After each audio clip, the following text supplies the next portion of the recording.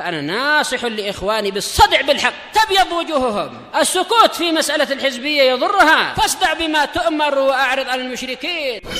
سلامي على دماج ورجالها والشيخ يحيى ودار العلم يا سعد بانيها. بسم الله الرحمن الرحيم. الحمد لله رب العالمين وبه نستعين على امور الدنيا والدين.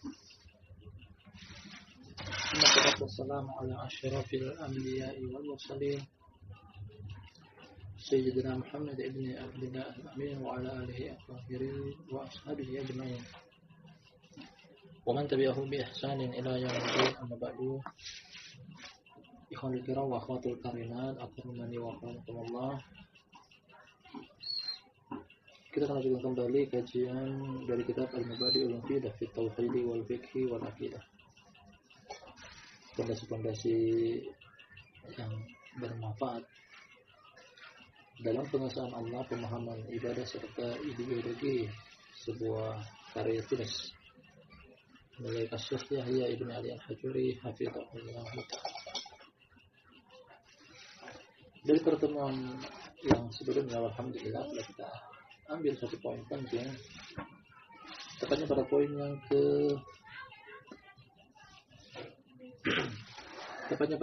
ke-42 atau maksud kami poin yang ke-43 tentang tawassul atau pendekatan diri kepada Allah Subhanahu wa taala dengan perantara beberapa hal di bawah ini. Nah, di antaranya adalah nama dan sifat Allah. Kemudian pendekatan diri kepada Allah Subhanahu wa taala dengan perantara amalan soleh. Kemudian yang terakhir juga adalah dengan doa orang soleh. Orang soleh dimaksud di sini adalah alim ulama ataupun ahli ibadah atau seorang yang memiliki kedekatan dekat dengan Allah Tabaraka wa taala. Dan kita akan ambil poin berikutnya pada pertemuan kita di sore hari yang berbahagia ini. Langsung saja kita baca kata sampaian oleh Syekh Yahya Ibn Ali Al-Hajuri hafizahullah. Ar-Rabi' wal Arba'un, poin yang ke-44. Nah, poinnya ke-44. Kata saya penulis, fa idza qila laka, apabila dikatakan kepada engkau atau apabila ditanyakan kepada engkau, hal fid dini bid'atun hasanatun, apakah ada di dalam agama ini bid'ah yang baik? Nah, apakah ada bid'ah yang baik? Pertama-tama sebelum kita lanjut pada pembacaan jawaban dan materi yang ke-44,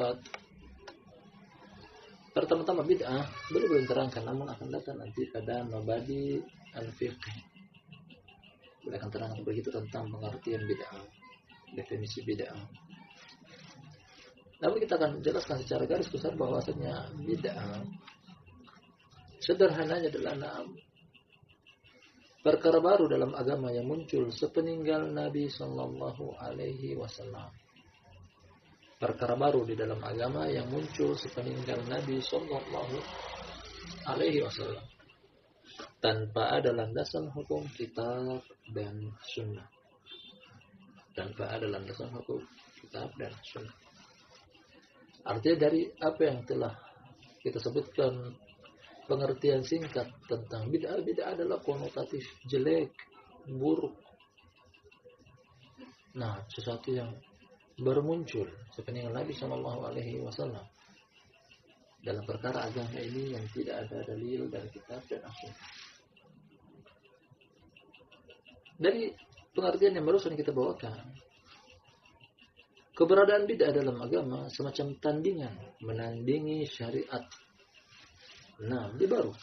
Nanti tidak ada pernah di zaman Nabi sallallahu alaihi wasallam. Dengan tujuan untuk menandingi sunnah. Kalau begitu ini adalah jelek, buruk.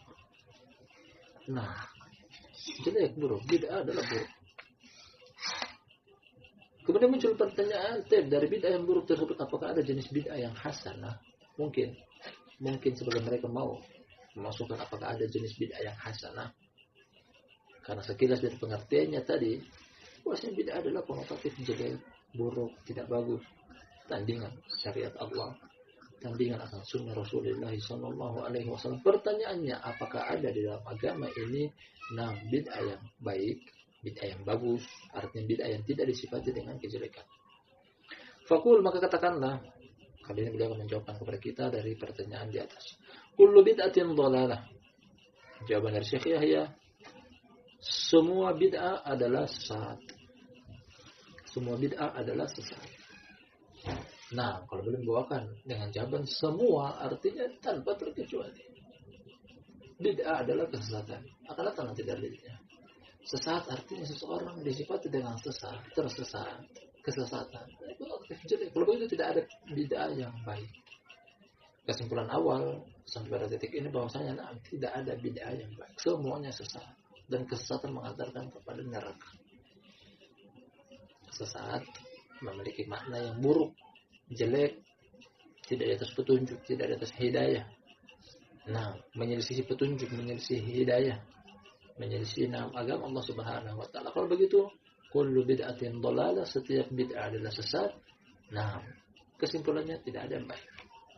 Bid'ah tidak ada yang baik. Nanti kita akan dapati apa alasan kenapa tidak ada bid'ah yang baik dari kumpulan dalil-dalil yang beliau bawakan. Sekilas di antara hadis-hadis di sini.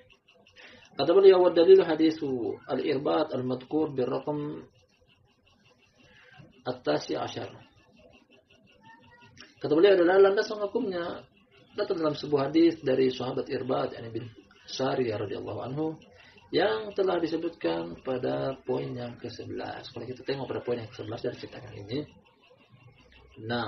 poin yang ke-9 dari cetakan ini, wa fihi, dan dalam hadis tersebut terdapat kullu bid'atin dhalalah, setiap bid'ah adalah sesat.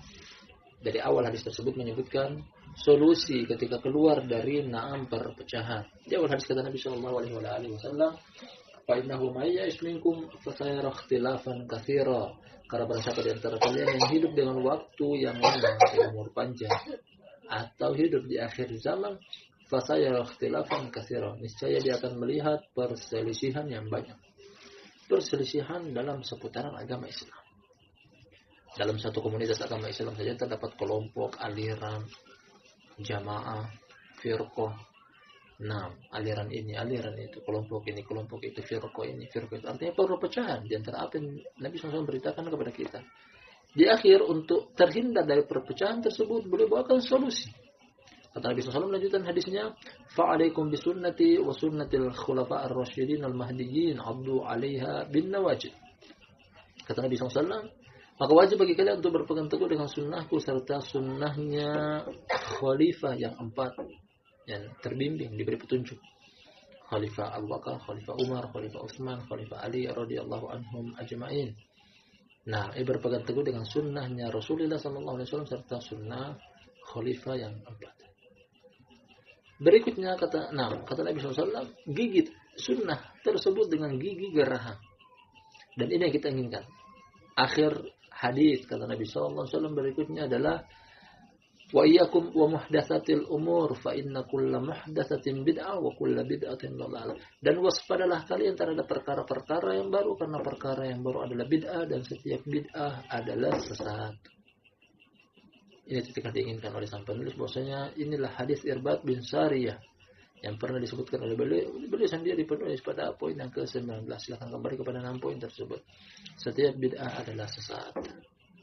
Kalau bid'ah adalah sesat dan disifati dengan seluruh bid'ah tanpa terkecuali, kalau begitu tidak ada yang baik, tidak ada bid'ah yang bagus.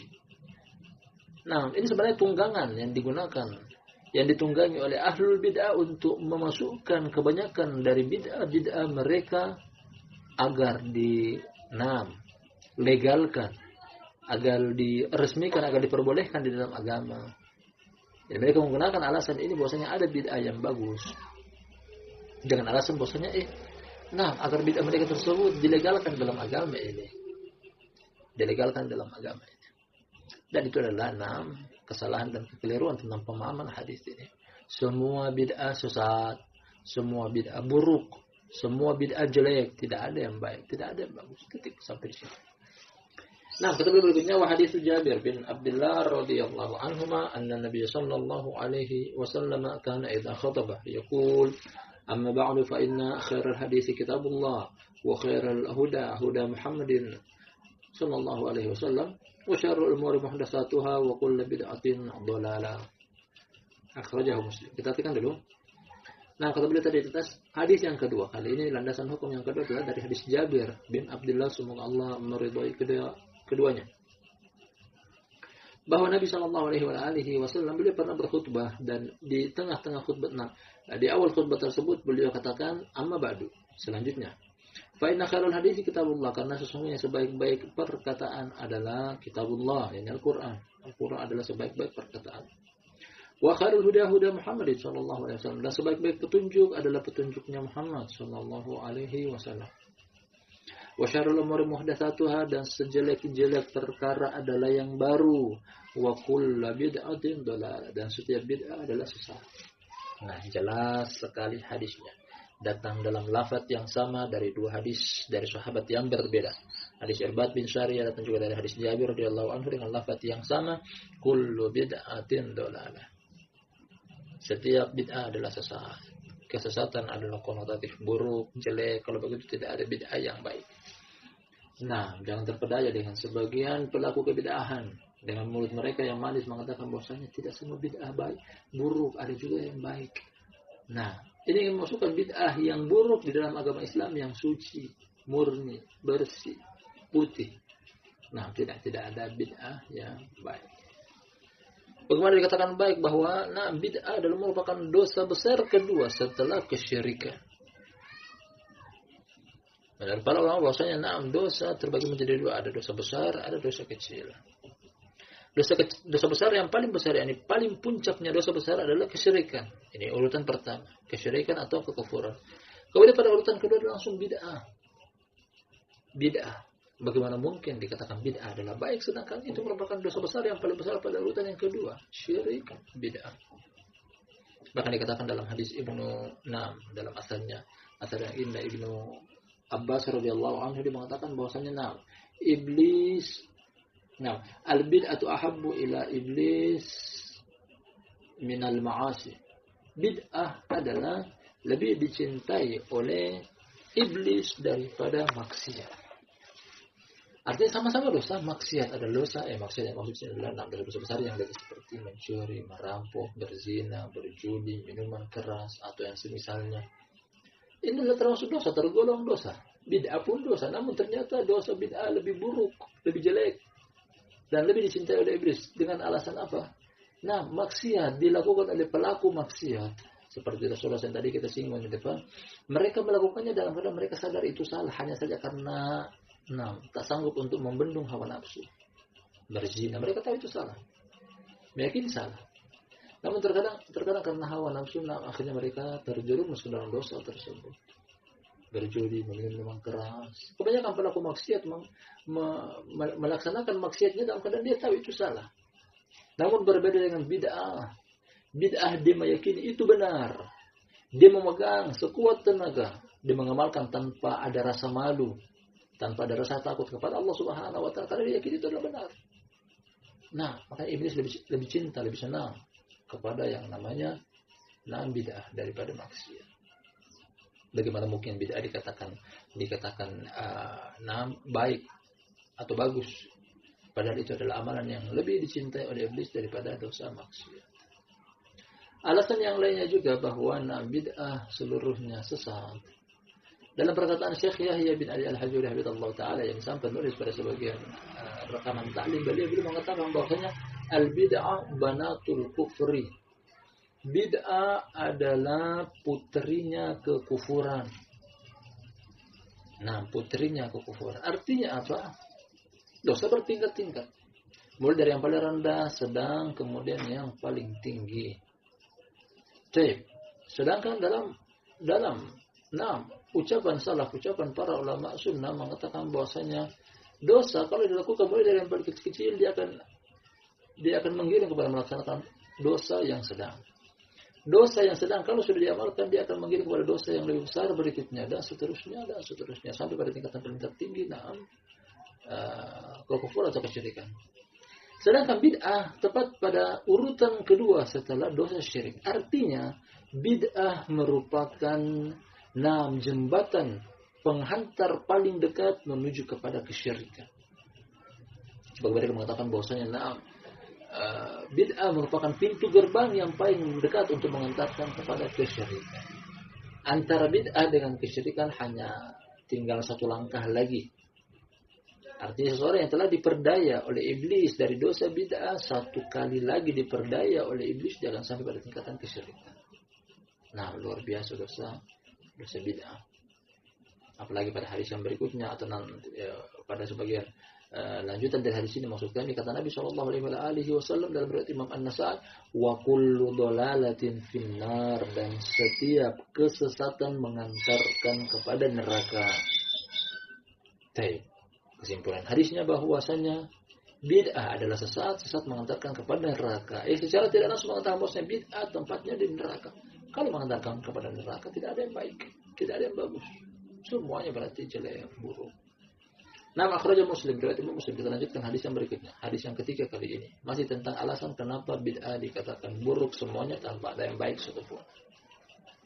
Wa Nabi Sa'id al-Khudri radhiyallahu anhu anna Nabi sallallahu alaihi wasallam qala, dari hadis Abu Sa'id semoga Allah meridainya. Nah, bahwa Nabi sallallahu alaihi wasallam beliau pernah berkata,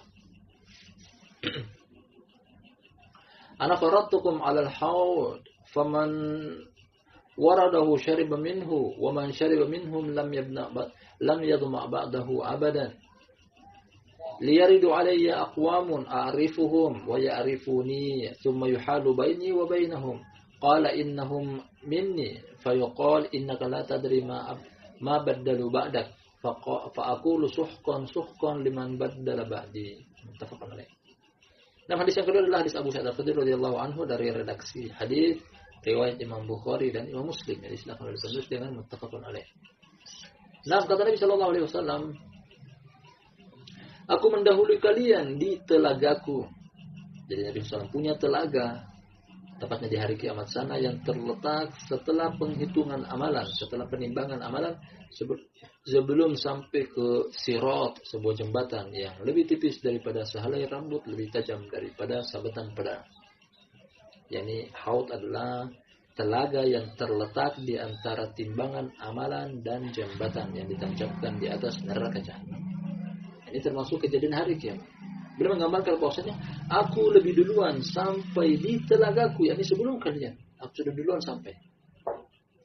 Kemudian kata beliau berikutnya lagi bahwa barang siapa yang sampai di telaga tersebut lalu dia minum dari telaga itu, niscaya dia tidak akan lagi kehausan selama-lamanya. Artinya orang yang diberi kesempatan untuk minum dari telaga tersebut ini adalah berita baik, berita gembira. Berita gembira. Artinya dia adalah calon penduduk surga, tidak akan masuk ke dalam neraka. Nah, apalagi dalam sebagian riwayat menyebutkan bahwasanya jumlah cangkir yang digunakan oleh umat Nabi SAW akan minum di situ adalah sejumlah bintang-bintang di langit. Nah, sebanyak jumlah bintang di langit. Artinya begitu besar kesempatan bagi seorang muslim untuk bisa minum di tempat atau dari telaga Nabi SAW tersebut. Namun, kata beliau berikutnya, ada beberapa kaum yang lewat di samping telagaku tersebut, aku mengenal mereka. Namun ternyata mereka terhalangi untuk bisa mendekat kepada telagaku. Nah, Nabi SAW mengenali sebagian orang dari kalangan umat beliau dengan pengaruh bekas air wudu di anggota wudu.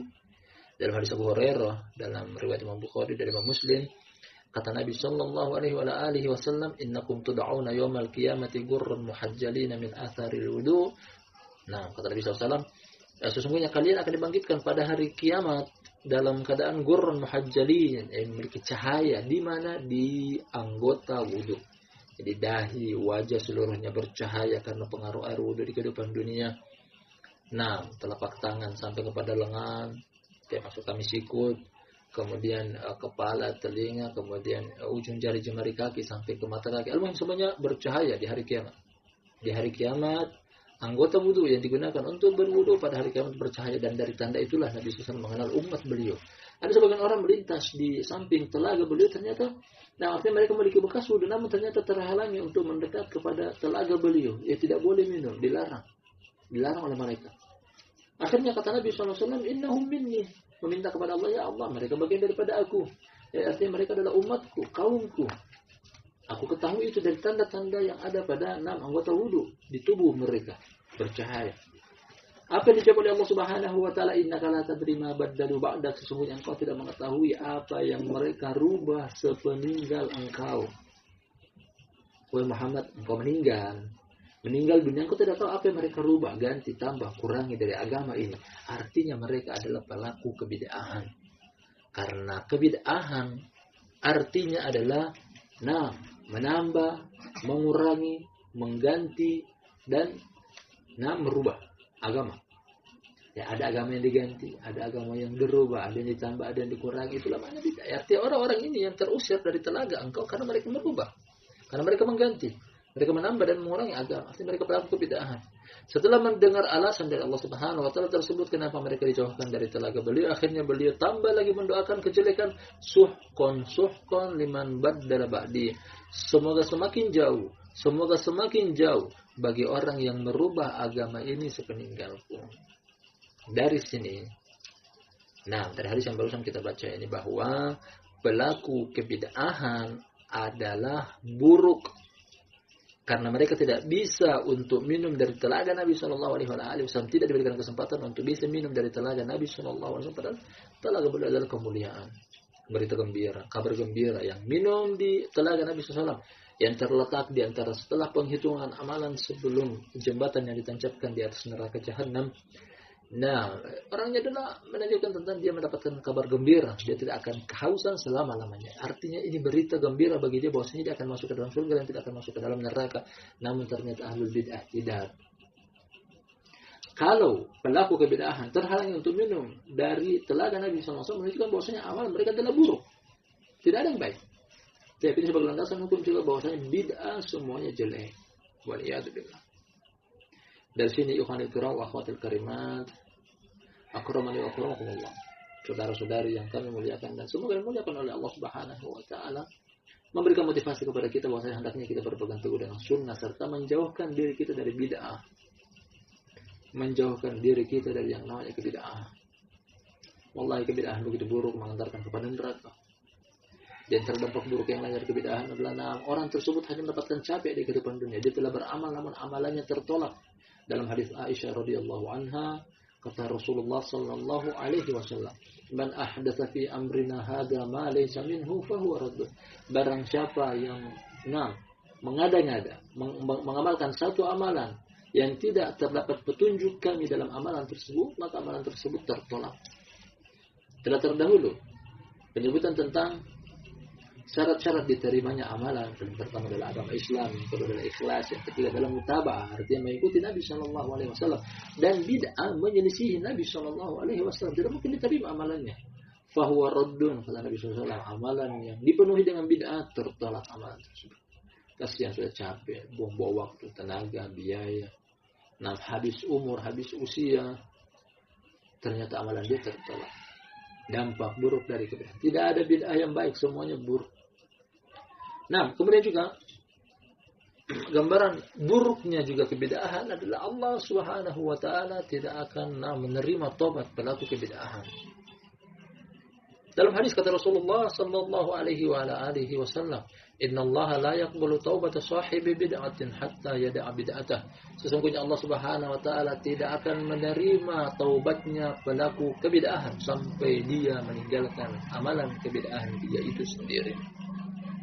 Artinya dari sini bahwasanya Allah tidak akan memberikan taufik, petunjuk kepada dia untuk bertobat sampai dia meninggalkan bid'ah. Menunjukkan kepada kita bahwasanya bid'ah itu buruk. Tidak ada baik. Kesimpulan dari apa yang baru kita ambil pada pertemuan kita di sore hari yang berbarakah ini, barakallahu fikum jami'an, pada poin yang ke-44. Siapapun dari kalangan manusia yang pernah kita dengar ucapan mereka bahwasanya ada bid'ah yang baik, ada bid'ah yang bagus, jangan percaya akan hal tersebut. Dalil-dalil yang sang penulis bawakan kepada kita serta apa yang kita tambahkan juga dari keterangan kita sendiri, menunjukkan lain daripada apa yang mereka inginkan. Bid'ah semuanya buruk, bid'ah semuanya jelek, bid'ah tidak ada yang bagus, bid'ah tidak ada yang indah. Bahkan bid'ah sesat mengantarkan kepada neraka, tertolak dari telaga Nabi SAW, lebih dicintai oleh iblis serta bid'ah amalan mereka tertolak. Wallahu taala a'lam bissawab.